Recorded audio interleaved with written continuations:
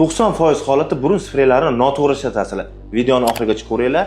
Qanaqa holatda qay darajada to'g'ri ishlatishni ko'rsatib beraman. Birinchisi, Renaxil va Sunub. Bu spreylar faqat burun shilliq qavatini toraytirib, nafas olishni ochadi. 5 kundan 7 kungacha tavsiya etamiz. Ikkinchisi, Nazaferon. Ko'pchilik onalar yaxshi ko'radi.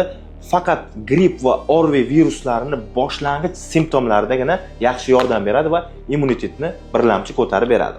Uchinchi spreyimiz Protargol. 90% holatda ota-onalar noto'g'ri ishlatadi deb bemalol ayta olaman. Bu faqat bakteriyali holatda ish beradi. Ya'ni virusli holatda hech qanaqangi foydasi tegmaydi.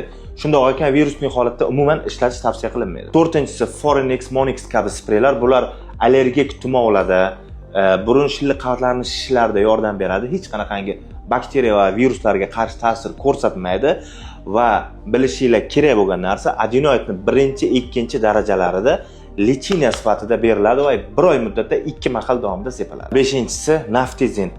Burunga ishlatish umuman mumkin bo'lmagan dori, hattoki bu sizlarni operatsion stolgacha olib borishi mumkin. Yosh bolalarda esa ishlatilganda temperaturasini tushirib, sudirgigacha olib borishi mumkin.